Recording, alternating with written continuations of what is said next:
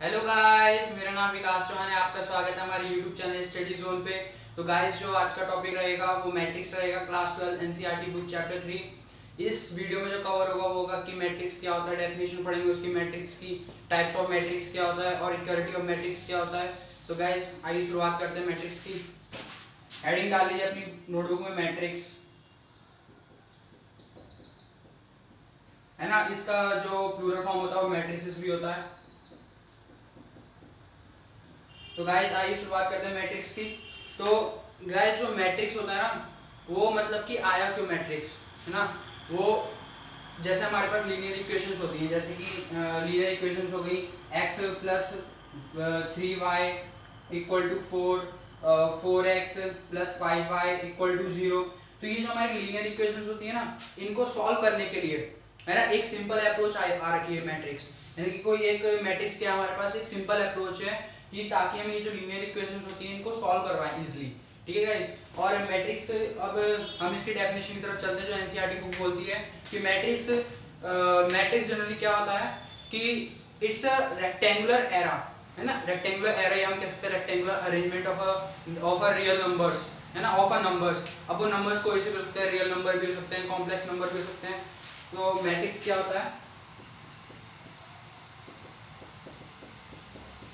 उतार लेंगे, अपने नोट्स बनाएंगे। मैट्रिक्स क्या होता है?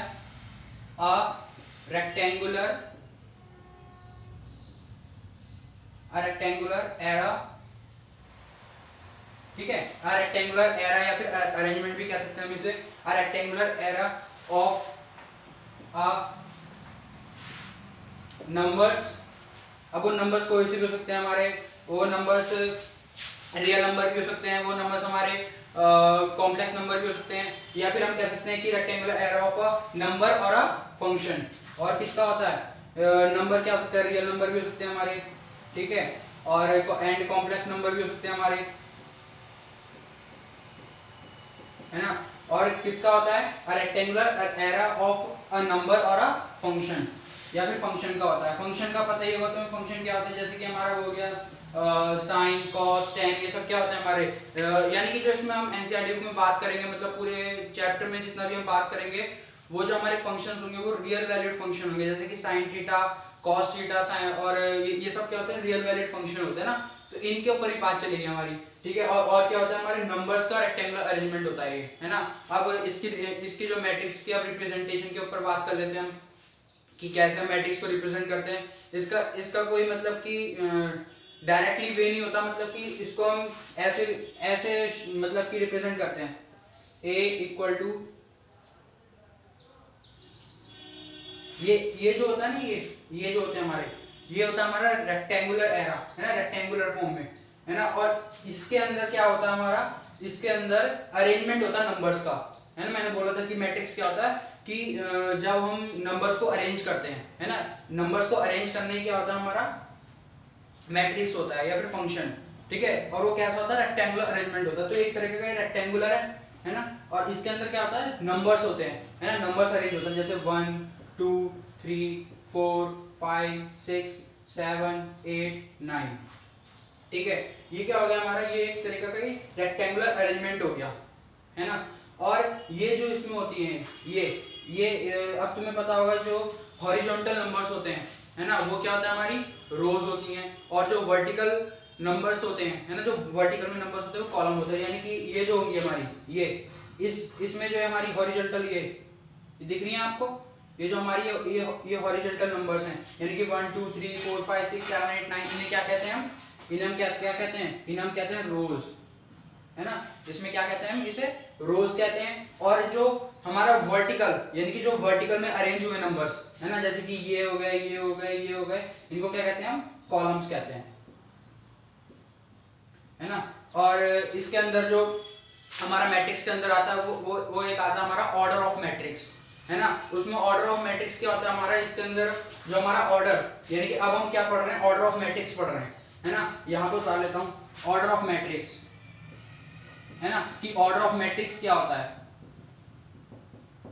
ऑर्डर ऑफ मैट्रिक्स क्या होता है? ये होता है कि किसी मैट्रिक्स के अंदर कितनी नंबर ऑफ रोज हैं और कितनी नंबर ऑफ कॉलम्स है, तो उनका प्रोडक्ट जो होता है ना हमारा, वही ऑर्डर ऑफ मैट्रिक्स होता है। जैसे कि मेरे अगर मैं इसका एग्जांपल लेके चलूं मैट्रिक्स का, कि हमारे पास ये एक मैट्रिक्स थी, हमें इसका ऑर्डर नहीं पता कि इस मैट्रिक्स का ऑर्डर क्या है, ठीक है। अब इसमें गिनो कि नंबर ऑफ रोज कितनी है और नंबर ऑफ कॉलम्स कितनी है। इसमें नंबर ऑफ रोज कितनी होगी, 1 2 3, इसमें 3 रोज हैं और 3 कॉलम्स हैं, तो इसका ऑर्डर ऑफ मैट्रिक्स क्या होगा, 3 × 3। हमेशा जो ऑर्डर ऑफ मैट्रिक्स होता है वो यहाँ पे साइड में उतरता है, इस साइड, और ये ऑर्डर ऑफ मैट्रिक्स क्या होता है, number of rose into number of columns, है ना।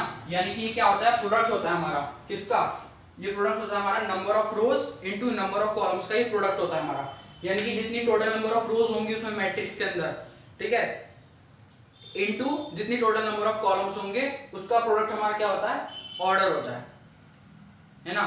ये क्या हो गया हमारा, ऑर्डर ऑफ मैट्रिक्स हो गया, ठीक है। अब हम इसके ये और जो ऑर्डर ऑफ मैट्रिक्स होता है ये यहाँ पर होता है। अब दूसरे एग्जांपल लेते हैं, जैसे कि हम दूसरा मैट्रिक्स बनाते हैं जरा, 1 4 5 6, ठीक है। इसको ऐसे ही रिप्रेजेंट करते हैं, ठीक है। ये एक तरीका होता है रिप्रेजेंट करने का मैट्रिक्स, ठीक है।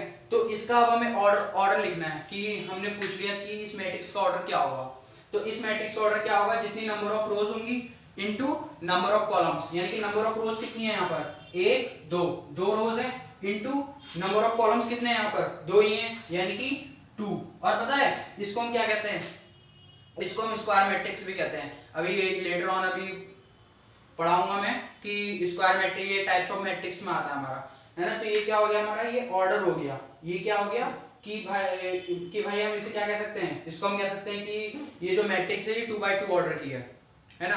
अब हम आपने ये तो सीख लिया होगा कैसे रिप्रेजेंट करते हैं इसको मैट्रिक्स को, और अभी तुमने पढ़ा डेफिनेशन क्या होती है मैट्रिक्स की। अब हम क्या पढ़ेंगे कि हम कैसे रिप्रेजेंट करते हैं, है ना। यानी कि एक होती है रिप्रेजेंटेशन, मैथमेटिकली बता दिया मैंने। एक एनसीईआरटी में जनरली ऐसी गिवन होती है कि जनरल रिप्रेजेंटेशन क्या होगी मैट्रिक्स की, ठीक है। तो उसको भी बता देते हैं।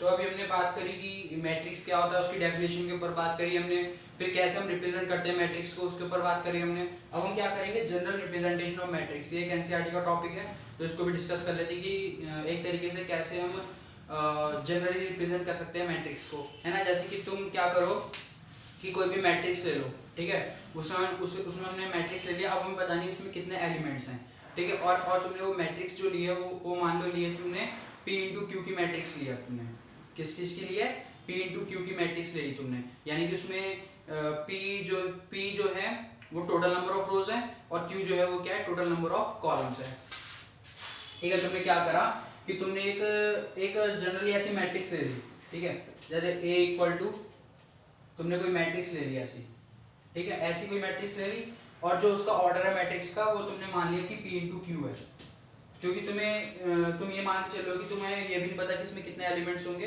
तो तुम क्या मान के चलो कि इस मैट्रिक्स में टोटल नंबर ऑफ रोज कितनी है, P है, और टोटल नंबर ऑफ कॉलम्स कितने हैं, Q है, ठीक है।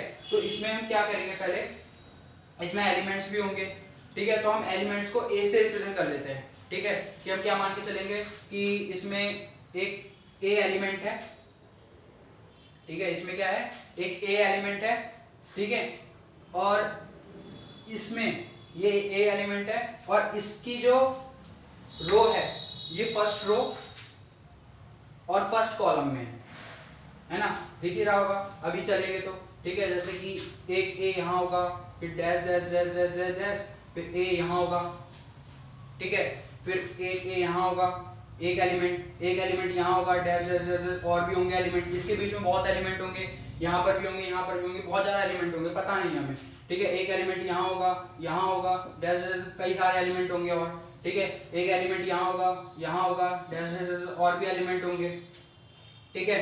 अब हम क्या करेंगे कि हम जितने भी पर्टिकुलर एलिमेंट्स हैं, यानी कि जितने भी इसके अंदर मैट्रिक्स के अंदर एलिमेंट है, उनको हम उनके मतलब कि बताएंगे कि वो कौन सी रोज में है और कौन सी कॉलम में है, ठीक है। यानी कि अब हम क्या करेंगे कि हम बताएंगे कि ये कौन सी रोज में है और कौन सी कॉलम में है। यानी कि ये क्या था, हमारा एक ही एलिमेंट था, ठीक है, ये क्या था, ये हमारा फर्स्ट रो और फर्स्ट कॉलम में था, ठीक है। एक एलिमेंट यहाँ पर है, ये अब ये पहली रो में ही होगा, लेकिन कॉलम क्या हो रहा है, बार बार चेंज हो रहा है ना, ये पहली रो और दूसरे कॉलम में होगा, है ना, ये क्या होगा, पहली रो और दूसरे कॉलम में होगा। और ये क्या होगा, अब देखो यहाँ पे हम इसका बताना है कि कौन सा एलिमेंट कहाँ पर होगा, है ना। तो इसके लिए हम कैसे बताएंगे, अब देखो रोज तो चेंज नहीं हो रही है, पहली रो ही चल रही है, लेकिन कॉलम बार बार क्या हो रहा है, चेंज हो रहा है ना। तो क्या मान के चलेंगे कि पहली रो और क्यूथ कॉलम, क्या मान के चले हम, पहली रो और क्यूथ कॉलम, क्योंकि हमें कॉलम पता नहीं था, हमने क्या मान के चले थे कि क्यू कॉलम से, है ना, यानी कि हमें ये भी नहीं पता था कितने कॉलम से, हम क्या मान के चले क्यू कॉलम से, तो क्यू आ गया, है ना। अब इसकी नेमिंग करते हैं कि कौन सी रोज और कौन सी कॉलम में। तो देखो यहाँ सिमिलरली ऐसी होगा यहाँ पर भी कि पहली रो पहला कॉलम, सॉरी दूसरी रो है, दूसरी रो पहला कॉलम, दूसरी रो दूसरा कॉलम। अब यहाँ पर देखो दोबारा यहाँ पर क्या हो रही है, रोज चेंज नहीं हो रही है, तो दूसरी रो और क्यूथ कॉलम, क्योंकि हमें पता नहीं है कि नंबर ऑफ कॉलम्स कितनी, हमने क्यों मान के चले, ठीक है। यहाँ पर देखो ये तीसरा कॉलम, ये क्या होगा हमारा, तीसरी रो होगी और पहला कॉलम, इसी तरह नेमिंग होगी, तीसरी रो दूसरा कॉलम, और यहाँ पर भी ऐसी चेंज नहीं हो रही, रो कांस्टेंट है रो तो, है ना, लेकिन कॉलम बार बार क्या हो रहा है, वेरी कर रहा है, यानी कि तीसरी रो और क्यूथ कॉलम, ठीक है। अब हम क्या मान के चले कि ये क्या होगी, कौन सी रो होगी, ये चौथी रो पहला कॉलम, ठीक है, चौथी रो दूसरा कॉलम। अब दो इसमें भी ऐसी बात होगी कि रो कांस्टेंट है और जो कॉलम है बार बार वेरी कर रहा है, तो क्या होगा यहाँ पर चौथी रो और क्यूथ कॉलम। सिमिलरली और भी चलेंगे, ठीक है, रोज भी कई सारी चलेंगी यहाँ पर, ठीक है। ये छोटा होता है, बड़ा कर दिया मैंने, ठीक है। ये क्या होगा, धीरे धीरे चलेगी यहाँ पर भी ऐसी, यानी कि ऐसी कितनी होंगी यहाँ पर रोज। अब यहाँ पे देखो जब हम नीचे आ रहे हैं ऐसे, तो रोज तो क्या है, वेरी कर रहे हैं, और कॉलम क्या रहेगी, कांस्टेंट रहेगी। इसका मतलब ये जो एलिमेंट होगा, इसकी जो रो होगी ये पी रोज में होगा और पहले कॉलम में होगा, है ना। ऐसे यहाँ पर होगा, और भी बहुत सारी रोज होंगी और भी बहुत सारे कॉलम्स होंगे, है ना। तो ये एलिमेंट कहाँ होगा, ये एलिमेंट होगा हमारा पी कॉलम, पी रो में, लेकिन दूसरे कॉलम में होगा। ऐसे यहाँ पर होगा, है ना। यहाँ पर जो एलिमेंट होगा वो क्या होगा, यहाँ पर देखो इसमें रोज वेरी कर रही है ना, यानी कि पी रोज और क्यूथ कॉलम, है ना। यानी कि ये जो एलिमेंट होगा ये कौन सी रो में होगा, पी रो में होगा, और कौन से कॉलम में होगा, क्यूथ कॉलम में होगा। तो इसकी जो जनरल रिप्रेजेंटेशन हम कह सकते हैं कि मान लो कि हमें पता नहीं था, है ना, इसमें हमें पता नहीं था कि कौन सा एलिमेंट कौन सी रो में है ना। हमें ये भी नहीं पता था कि कौन सा एलिमेंट कौन से कॉलम में है ना।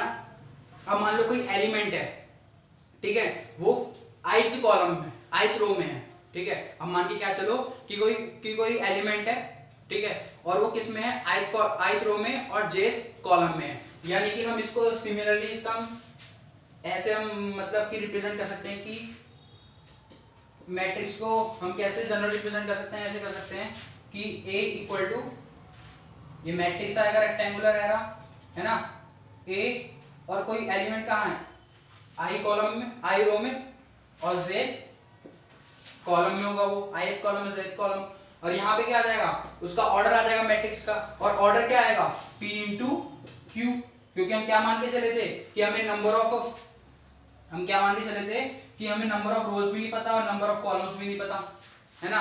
अब यहाँ पे मैं इसके इंडिविजुअल का हर एक का बताता हूँ, और इसमें जो आई होगा हमारा, है ना, इसमें एनसीईआरटी में से रखा है कि जो आई होगा इसमें हमारा, वो क्या होगा, वो 1 से बराबर रहेगा और इक्वल टू, यानी कि 1 से ज्यादा, है ना, और इक्वल टू 1, है ना।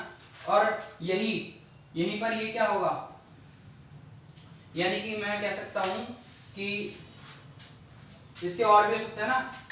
अब ये क्या होगा, जे कॉलम की बात करें अगर हम, तो वो क्या होगा, वो भी क्या होगा, 1 से ग्रेटर देन और इक्वल टू होगा, है ना। लेकिन 0 से क्या होगा, हमेशा ज्यादा रहेगा, है ना। और ये क्या है, ए आई से पी इंटू क्यू, ये क्या हो गया, हमारी जनरल रिप्रेजेंटेशन हो गई कि हम कैसे मैट्रिक्स को जनरल रिप्रेजेंट कर सकते हैं, है ना। कि ये एक तरीका हो गया कि ए आई जे, आई क्या होता है हमारा, ए क्या होता है, नंबर ऑफ रोज होती हैं, और जे क्या होता है, ये नंबर ऑफ कॉलम्स होते हैं, है ना। और पी इंटू क्या है, ये ऑर्डर हो गया मैट्रिक्स का, है ना। अभी हम आगे वाले टॉपिक में अभी हम डिस्कशन करेंगे कि टाइप्स ऑफ मैट्रिक्स के बारे में पढ़ेंगे अभी हम, है ना, कि टाइप्स ऑफ मैट्रिक्स क्या होते हैं, है ना, उसके ऊपर अभी बात करते हैं, तो नोट कर लीजिए। तो अभी हमने बात करी थी कि जनरल रिप्रेजेंटेशन कैसे होती है मैट्रिक्स की। अब हम किसके ऊपर बात करेंगे कि टाइप्स ऑफ मैट्रिक्स क्या होते हैं। तो इसमें जनरली तो हमारे 3-4 होते हैं टाइप्स ऑफ मैट्रिक्स, लेकिन स्क्वायर मैट्रिक्स के भी केसेस आते हैं कई सारे। तो इसमें जो हमारे टाइप्स होते हैं मैट्रिक्स के, एक आता है हमारा रो मैट्रिक्स, और एक आता है कॉलम मैट्रिक्स, और एक आता है हमारा रेक्टेंगुलर मैट्रिक्स, और एक क्या आता है हमारा स्क्वायर मैट्रिक्स आता है। अब बताए कि स्क्वायर मैट्रिक्स के अंदर भी केसेस आ जाते हैं कई सारे, जैसे कि इसके अंदर आता है हमारा डायगोनल मैट्रिक्स आ जाता है हमारा, ठीक है, और भी आते हैं कई सारे, जैसे कि आइडेंटिटी मैट्रिक्स भी आता है हमारा, है ना। और उसके बाद अब हम बात करते हैं कि रो मैट्रिक्स क्या होता है ना। रो मैट्रिक्स, हेडिंग डालो, रो मैट्रिक्स, है ना। रो मैट्रिक्स क्या होता है जिसमें केवल वन रो हो, है ना। रो मैट्रिक्स क्या होता है जिसमें केवल एक रो हो, है ना। रो मैट्रिक्स क्या हो जाएगा जिसमें एक रो हो। जैसे एग्जांपल लेके चलते, जैसे कि हमारे पास मैट्रिक्स ये रहा 1 2 3, ये हमारे पास एक मैट्रिक्स है, ठीक है, कितने का है 1/3 का, है ना, जिसमें 3 कॉलम है, 1 2 3 और एक रो ही है ना। तो कितने का मैट्रिक्स है 1/3 ऑर्डर का मैट्रिक्स है, और इसमें केवल क्या है एक ही रो है ना। और इसमें पता है कि तुम कॉमा मत लगाना इनके बीच में, अगर तुम कॉमा लगाओगे ना तो एक केस आता है डायगोनल मैट्रिक्स का, तो उसके सिमिलर हो जाएगा बिल्कुल ये। तो इसलिए मैंने क्या लिखा है, केवल 1 2 3 कॉमा ही लगाया, है ना। ये चीज क्या है, ये पहली रो और 1 2 3 कॉलम, यानी कि रो मैट्रिक्स क्या होती है जिसकी एक रो, है ना। क्या पकड़ के चलो तुम कि रो मैट्रिक्स क्या होती है जिसमें केवल एक रो होती है। उसी तरह एक कॉलम मैट्रिक्स होती है। कॉलम मैट्रिक्स में क्या होता है, कॉलम मैट्रिक्स में ये होता है कि केवल उसमें एक कॉलम होता है ना, उसमें क्या होता है केवल एक कॉलम। दूसरा क्या आता है हमारा कॉलम मैट्रिक्स, है ना। कॉलम मैट्रिक्स में क्या होता है केवल एक कॉलम होती है, जैसे कि ये 4 5 6, यहाँ पर भी कॉमन लगाया, देखो यहाँ पर 3 रोज हैं, एक कॉलम है। ऑर्डर कितने ऑर्डर ऑफ मैट्रिक्स की होगी 3x1 मैट्रिक्स की क्या होगी ये, है ना, 3x1 ऑर्डर की मैट्रिक्स हो गई है हमारी, है ना। यहाँ पर क्या है हमारा एक कॉलम, है ना, जैसे कॉलम रो होता है, सिमिलरली क्या होता है हमारा रो मैट्रिक्स होता है। रो मैट्रिक्स में क्या होता है हमारा एक रो होती है केवल, और कॉलम मैट्रिक्स में भी क्या होती है एक ही रो होती है। पकड़ के चलना यहाँ से, ठीक है। इसमें क्या होती है 1 कॉलम ओनली, है ना, 1 कॉलम, और यहाँ से क्या पकड़ के चलोगे कि एक ही रो होती है ना। और एक आता है हमारा रेक्टेंगुलर मैट्रिक्स, ठीक है। रेक्टेंगुलर मैट्रिक्स में क्या होता है हमारा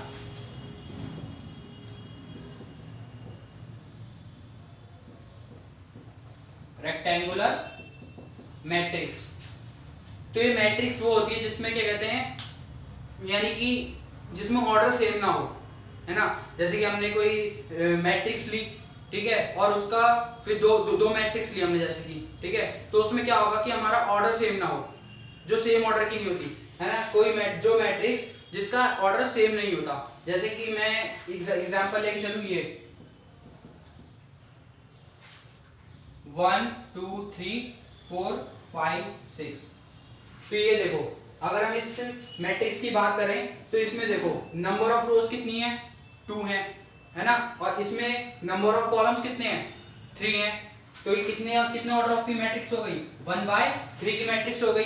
लेकिन इसमें क्या है कि इसमें ऑर्डर सेम नहीं है ना। देख रहे हो इसमें नंबर ऑफ रोज और नंबर ऑफ कॉलम्स क्या है सेम नहीं है, यानी कि जो हमारा m = n नहीं है। मैंने क्या मान के चला जनरल रिप्रेजेंटेशन में क्या बताया था कि तुम क्या मान के चलो m इंटू, मैंने वहां पे p इंटू क्यू लिया था, है ना, या तुम m इंटू n मान के चलो, है ना, या फिर p इंटू क्यू मान के चलो, है ना, उससे कोई फर्क नहीं पड़ता।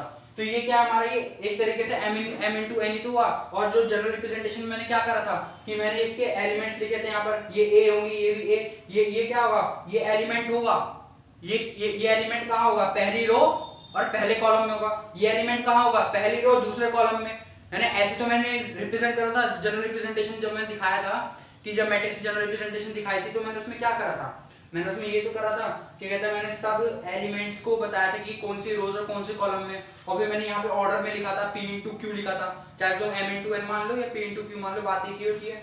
तो इसको m इंटू एन मान लो, है ना, m इंटू एन मान चलो, या p इंटू क्यू, तो मैं इसको p इंटू क्यू मान के चलता हूँ, है ना। तो ये p क्या होगा हमारा, p यहाँ पे क्या है, क्या रिप्रेजेंट कर रहा है p हमारा, p रिप्रेजेंट कर रहा है नंबर ऑफ रोज, और q रिप्रेजेंट क्या कर रहा है, नंबर ऑफ कॉलम्स, यानी कि p इंटू क्यू रिप्रेजेंट क्या कर रहा है, p इंटू क्यू रिप्रेजेंट कर रहा है टोटल नंबर ऑफ रोज, है ना, total number of rose and columns, कि कितनी टोटल नंबर ऑफ, यानी कि कितनी नंबर ऑफ रोज हैं और कितनी नंबर ऑफ कॉलम्स है, उन सबको वो रिप्रेजेंट कर रहा है ना, ये रिप्रेजेंट कर रहा है। देखो यहाँ पर हमारी नंबर ऑफ रोज कितनी थी, नंबर ऑफ रोज 2 थी, सॉरी नंबर ऑफ रोज 2 है ना यहाँ पर, तो यहाँ पर 2 आएगा 2, तो यहाँ पे नंबर ऑफ रोज कितनी है 2 है, और नंबर ऑफ कॉलम्स कितने हैं 3 है। अगर हम इन दोनों की मल्टीप्लाई कर दें तो हमारे पास क्या आएगा 6 आएगा, और वो 6 क्या है, इसमें टोटल एलिमेंट्स हैं, यानी कि टोटल नंबर ऑफ एलिमेंट्स निकालने का भी एक तरीका होता है, वो बताऊंगा अभी। टोटल नंबर ऑफ एलिमेंट्स निकालने का तरीका क्या होता है कि जितने भी उसमें नंबर ऑफ रोज हैं मल्टीप्लाई कर दो नंबर ऑफ कॉलम से, जो आंसर आएगा निकल के वही हमारा टोटल नंबर ऑफ एलिमेंट्स होते हैं किसी भी मैट्रिक्स में, है ना। तो यहाँ पे मैं रेक्टेंगुलर मैट्रिक्स की बात कर रहा हूँ, तो वो मैट्रिक्स, ठीक है, जिसमें क्या, जिसमें हमारा m इक्वल टू n नहीं होता, यानी कि p इक्वल टू q नहीं होता, यानी कि इसमें क्या होता है p is never equal to q, यानी कि जो हमारी नंबर ऑफ रोज होती हैं वो कभी भी नंबर ऑफ कॉलम्स के इक्वल नहीं होती। ये देख लो यहाँ पर दिख ही रहा होगा आपको कि इसमें number of rows is never equal to number of column, rectangular matrix में ये होता है। तुम इसको गार्ड मान के चल लो माइंड में अपने कि जो रेक्टेंगुलर मैट्रिक्स आएगा, रेक्टेंगुलर मैट्रिक्स का मतलब होता है कि उसमें number of rows equal to number of columns नहीं होती है, ठीक है। अब रेक्टेंगुलर मैट्रिक्स की बात करिए अभी हमने, ठीक है। अभी हम किसके ऊपर चलेंगे, अभी हम चलेंगे स्क्वायर मैट्रिक्स के ऊपर बात करेंगे, ठीक है। तो अभी हमने रेक्टेंगुलर मैट्रिक्स के ऊपर बात करी कि उसमें क्या होता है कि हमारा number of rows equal to number of columns नहीं होती। अब हम किसके ऊपर बात करेंगे, अब हम बात करेंगे स्क्वायर मैट्रिक्स के ऊपर बात करेंगे, ठीक है। स्क्वायर मैट्रिक्स में क्या होता है, रेक्टेंगुलर मैट्रिक्स का अपोजिट होता है। इसमें क्या होता है कि नंबर ऑफ रोज जितनी होंगी उतनी ही नंबर ऑफ कॉलम्स होती हैं। जैसे कि हेडिंग डालो स्क्वायर मैट्रिक्स, है ना। स्क्वायर मैट्रिक्स क्या होता है, स्क्वायर मैट्रिक्स यानी कि वो मैट्रिक्स जिसमें number of rows is equal to number of columns, यानी कि m इक्वल टू n होता है, या फिर p इक्वल टू q, बात एक ही होती है, ठीक है। m इक्वल टू n यानी कि जिसमें number of rows equal to number of columns हो जाए, वो क्या होता है हमारा स्क्वायर मैट्रिक्स होता है ना। स्क्वायर मैट्रिक्स जैसे एग्जांपल से समझाऊं तो जैसे कि हमारे पास ये हो गई मैट्रिक्स 1 4 5 6, तो इस मैट्रिक्स में देखो ये जो मैट्रिक्स है ये कितने ऑर्डर की होगी, ये होगी 2 बाय 2 ऑर्डर की मैट्रिक्स होगी। तो यहाँ पे देखो, यहाँ पे हमारा n क्या है, ये 2 है, और q के n क्या है हमारा यहाँ पर 2 है, यानी कि m इक्वल टू n हो गया। यानी कि इसमें ऑर्डर, यानी कि इसमें जो नंबर ऑफ रोज होती हैं उतनी ही नंबर ऑफ कॉलम्स होती हैं यहाँ पर, ठीक है। अभी हमने स्क्वायर मैट्रिक्स के ऊपर बात करी, इसके और भी एग्जांपल होते हैं, जैसे कि हमारा ये हो गया a इक्वल टू 1 5 6 7 8 9 10 11 12, तो यहाँ पे देखो ये 3 बाय 3 की मैट्रिक्स हो गई, है ना। ये क्या हो गई हमारी 3 बाय 3 की मैट्रिक्स हो गई। यहाँ पर भी क्या है हमारा नंबर ऑफ रोज क्या है, नंबर ऑफ कॉलम्स के इक्वल है। तो मैं तुम्हें माइंड में क्या बात लेके चलनी है कि स्क्वायर मैट्रिक्स के लिए कि उसमें नंबर ऑफ रोज जितनी होती हैं उतनी ही नंबर ऑफ कॉलम्स होती हैं, है ना। अब इसके स्क्वायर मैट्रिक्स के कुछ केसेस भी आते हैं, जैसे कि डायगोनल मैट्रिक्स हो गया हमारा, स्केलर मैट्रिक्स हो गया, है ना, और आइडेंटिटी मैट्रिक्स हो गया, नल मैट्रिक्स भी होता है ना। ये इसके क्या होते हैं, केसेस होते हैं। तो अभी हम किसके ऊपर बात करेंगे, केसेस के ऊपर बात करते हैं। सबसे पहले नोट करो डायगोनल मैट्रिक्स। अब हम किसके ऊपर बात करते हैं, डायगोनल मैट्रिक्स के ऊपर बात करते हैं। ये क्या होते हैं, एक तरीके से केसेस होते हैं, किसके, एक तरीके केसेस होते हैं किसके, स्क्वायर मैट्रिक्स के। तो सबसे पहला क्या आता है हमारा डायगोनल मैट्रिक्स आता है, क्या आता है,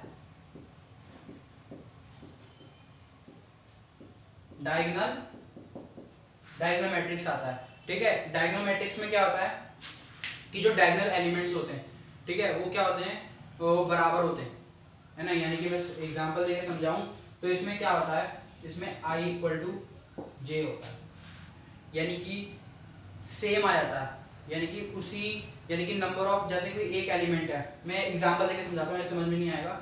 जैसे कि ये है 1 0 0 4 सॉरी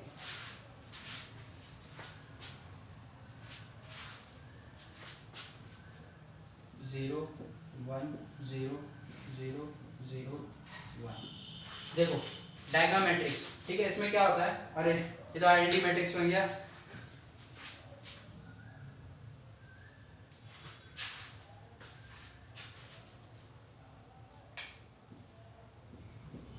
देखो डायगोनल मैट्रिक्स में क्या होता है, ये तुम्हें जो ये डायगोनल एलिमेंट्स दिख रहे हैं, ये है ना, ये जो डायगोनल एलिमेंट्स दिख रहे हैं, ठीक है, ये इनका अगर तुम इस एलिमेंट की बात करो, ठीक है, इस एलिमेंट की अगर हम बात करें तो ये क्या होगा, ये element first row first column में है ना। और इस एलिमेंट की बात करें तो ये क्या है, ये हमारा सेकंड रो सेकंड कॉलम में। और इस एलिमेंट की बात करें तो थर्ड रो थर्ड कॉलम में। तो देख रहे हो तुम, इसमें i इक्वल टू जे हो रहा है, यानी कि जो यानी कि एलिमेंट की बात करें तो उसकी नंबर ऑफ रोज जिस रो में है वो, और वो उसी ही कॉलम में है ना। यानी कि इसमें हम ऐसे नहीं बोल देते कि कहते हैं ये डायगोनल एलिमेंट्स हैं, है ना। डायगोनल एलिमेंट्स के लिए केस ये होता है कि उसमें हमारा जो एलिमेंट्स होते हैं वो उसी रो में होना चाहिए और उसी कॉलम के ऊपर बात, यानी कि जैसे कि हमारा ये एलिमेंट है और ये एलिमेंट है, ये एलिमेंट है, ठीक है। इसमें क्या हो रहा है, ये देखो first row first column, second row second column, third row third column. तो दिख रहा होगा इसमें कि ये क्या होगा। चलो मैं इसको कैसे मैं तुम्हें समझाऊं, मैं तुम्हें समझाता हूँ। जनरल रिप्रेजेंटेशन में बात करी थी, ये एलिमेंट को हम ए बोल सकते हैं, आराम से बोल सकते हैं ए बोल दिया, चलो मैंने इस एलिमेंट को, ठीक है। ये एलिमेंट क्या हमारा ए है और ये भी एलिमेंट ए, लेकिन सबका क्या है अलग अलग उसमें रोज और कॉलम में। तो ये क्या होगा, फर्स्ट रो फर्स्ट कॉलम में दिख रहा है। यानी कि इसमें देखो ये क्या होता था, हमारा आई होता था, याद करो, इसके साथ कंपेयर करो, लिखवाया था मैंने ये ए आई जे।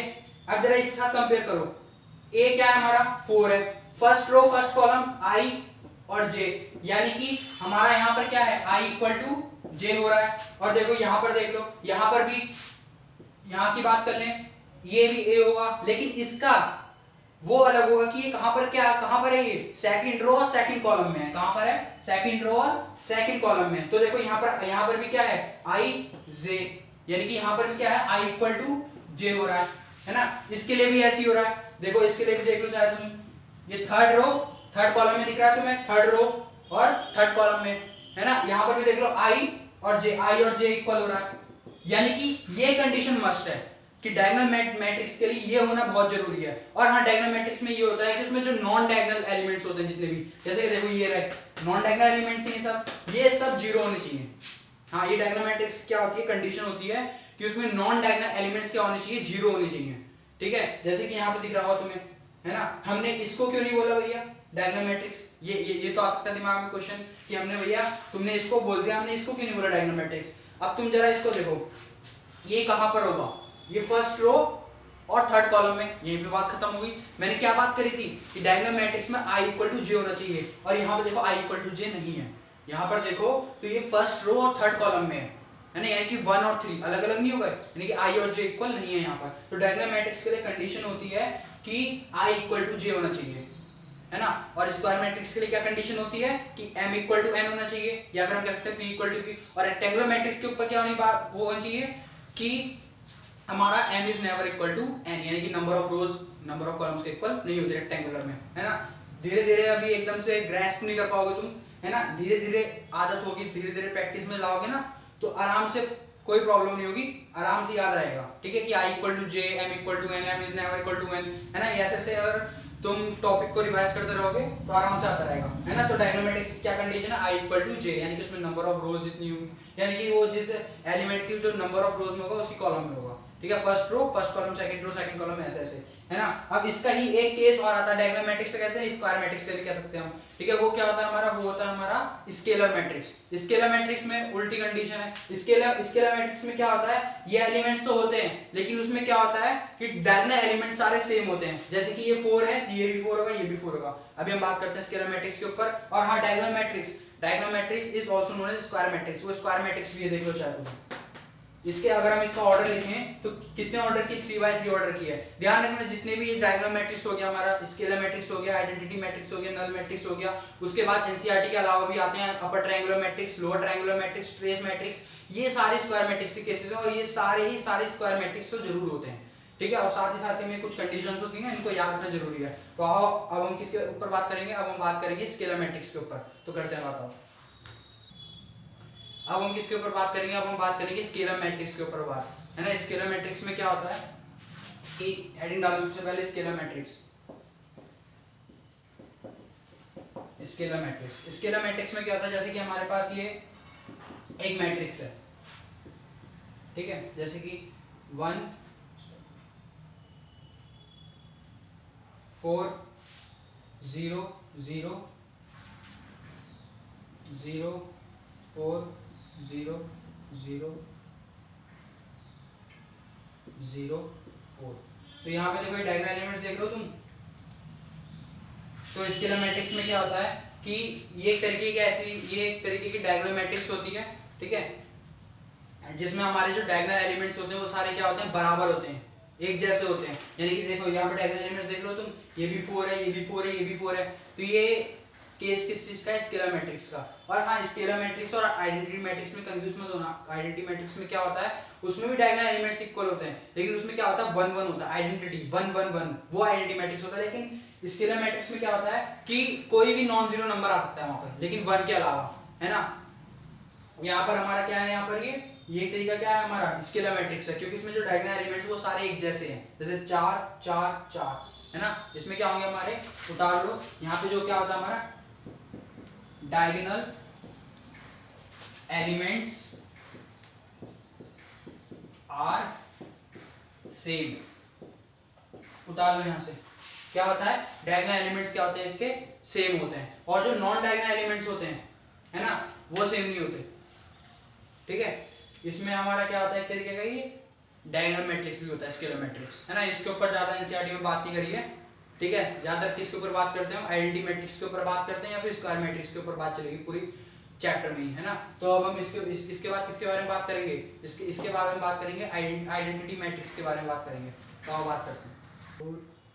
तो गाइस हमने जितने भी टॉपिक की बात करी, जैसे कि हमने बात करी स्क्वायर मैट्रिक्स के ऊपर बात करी, रो मैट्रिक्स के ऊपर बात करी, कॉलम मैट्रिक्स के ऊपर बात करी। तो एक बार थोड़ा सा रिवाइज कर देता हूँ कि जो हमारा रो मैट्रिक्स होता है हमारा, उसमें क्या होता है कि उसमें केवल एक रो होती है। क्या बात माइंड में लेके चलनी है तुम्हें कि रो मैट्रिक्स जब भी आएगा दिमाग में तो क्या होता है, उसमें एक रो होती है केवल, उसमें कॉलम कितने भी हो जाए लेकिन उसमें एक रो होती है। और कॉलम मैट्रिक्स में क्या होता है कि उसमें सिर्फ एक कॉलम होती है, ठीक है। और तीसरा मैट्रिक्स क्या बताया था मैंने, रेक्टेंगुलर मैट्रिक्स बताया था। उसमें क्या होता है कि उसमें जो ऑर्डर सेम नहीं होता, यानी कि जैसे कि हमारा जितनी नंबर ऑफ रोज होंगी वो equal to number of columns नहीं होता है ना। लेकिन स्क्वायर मैट्रिक्स में क्या होता है कि number of rows equal to number of columns होता है ना। फिर उसके कुछ केसेस डिस्कस कर रहे थे, जैसे कि हमने डायगोनल मैट्रिक्स के ऊपर बात करी थी, ठीक है। फिर हमने उसके ऊपर बात करी थी कि स्केलर मैट्रिक्स क्या होता है ना। तो हमने डायगोनल मैट्रिक्स के बारे में बताया कि डायगोनल मैट्रिक्स में ये होता है कि जो डायगोनल एलिमेंट्स होते हैं, ठीक है, डायगोनल एलिमेंट्स में i इक्वल टू जे, क्या है कंडीशन, i इक्वल टू जे, यानी कि उसमें जैसे कोई एक एलिमेंट होगा, ठीक है, तो उसकी नंबर ऑफ कॉलम भी वही होगी, नंबर ऑफ रो भी सेम होगी, है ना। वो डायगोनल एलिमेंट्स के, यानी कि जो डायगोनल एलिमेंट्स होते हैं उनकी जो नंबर ऑफ रोज जो होगी वही नंबर ऑफ कॉलम्स होंगी। तो वो क्या होता है हमारा डायगोनल मैट्रिक्स होता है। स्केलर मैट्रिक्स के ऊपर बात करी हमने कि स्केलर मैट्रिक्स में क्या होता है कि जो डायगोनल एलिमेंट्स होते हैं हमारे, है ना, डायगोनल एलिमेंट्स क्या होते हैं, वो सेम होते हैं, केवल उसमें हम 1 यूज नहीं कर सकते, है ना। डायगोनल एलिमेंट्स में 1 नहीं डाल सकते, 1 डाल देंगे तो आइडेंटिटी मैट्रिक्स बनेगा, है ना।